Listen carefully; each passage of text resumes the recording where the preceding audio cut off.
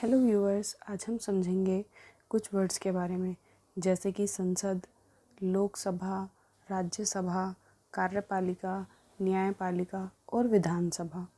ये सब क्या हैं, इन शब्दों के बारे में हम पढ़ेंगे, जिसमें हम सबसे पहले आते हैं संसद के बारे में। संसद या फिर हम इसको विधायिका भी कहते हैं। संसद कहें या फिर विधायिका एक ही बात है, क्योंकि संसद हम इसको आम भाषा में कहते हैं, लेकिन इसका जो एक्चुअल नाम है वो विधायिका होना चाहिए। संसद यानी कि संसद भवन वो सिर्फ एक बिल्डिंग है और विधायिका एक ग्रुप है, काम करने वाले लोगों का ग्रुप, जिसमें लोकसभा होती है, राज्यसभा होती है और राष्ट्रपति। ठीक है, संसद या फिर विधायिका जिसमें 3 चीज़ें होती हैं, एक लोकसभा, एक राज्यसभा और राष्ट्रपति, ये तीनों मिलकर बनाते हैं विधायिका। ठीक है, लोकसभा जिसे हम केंद्र सरकार कहते हैं, राज्यसभा दूसरा सदन, ठीक है, और राष्ट्रपति, ये तीनों इसका हिस्सा होते हैं। फिर इसके बाद हम आते हैं लोकसभा पर।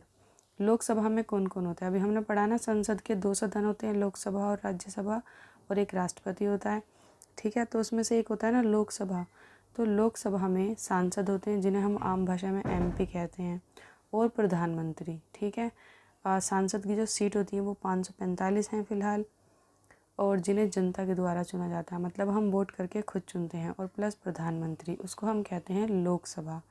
इसके बाद हम आते हैं राज्यसभा पर।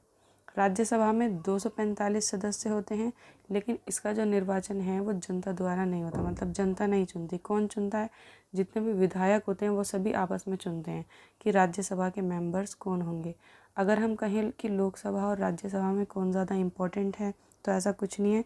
कोई भी इम्पोर्टेंट मतलब एक दूसरे से ज़्यादा इम्पोर्टेंट नहीं है। सबकी अपनी अलग अलग पावर है और सबकी यहाँ पे सारे ही इम्पोर्टेंट है। संसद के अंदर जो भी बैठा है वो इम्पोर्टेंट ही है।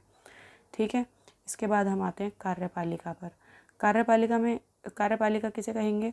कार्यपालिका होता है ऐसे लोगों का ग्रुप जो कानूनों को लागू करता है, जैसे कि राष्ट्रपति, उपराष्ट्रपति, पूरा प्रशासनिक ढांचा में IAS IPS ऑफिसर वगैरह, जितने भी ऊंचे अधिकारी होते हैं, कलेक्टर वगैरह सब, प्रधानमंत्री और जितने भी इम्पोर्टेंट मंत्री होते हैं वो सारे मंत्री, इन सब का जो ग्रुप होगा उसको हम कहेंगे कार्यपालिका।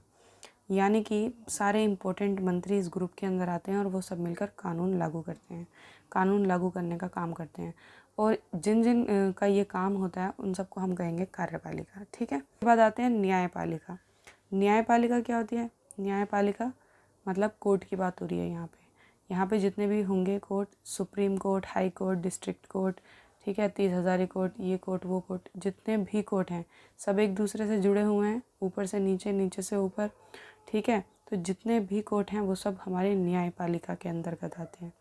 इसके बाद हम आते हैं विधानसभा। विधानसभा होती है, भारत के हर एक राज्य की अपनी विधानसभा होती है, जिसमें विधायक होते हैं, जिन्हें हम आम भाषा में MLA कहते हैं, और प्लस CM। जैसे कि दिल्ली में MLA अलग है और दिल्ली का CM कौन है? अरविंद केजरीवाल। ऐसे यूपी का CM योगी। ठीक है, इस तरीके से हर राज्य का एक अलग CM होता है। तो CM और प्लस विधायक मतलब MLA, वो होती है विधानसभा, ये राज्य की होती है। और जो लोकसभा होती है वो पूरे देश की होती है। ठीक है, वो केंद्र सरकार की होती है। आई होप आपको समझ में आ गया होगा और वीडियो अच्छा लगा होगा। अगर आपको किसी और वर्ड का मीनिंग जानना है या फिर किसी टॉपिक पर वीडियो चाहिए तो आप मुझे कमेंट बॉक्स में बता सकते हैं।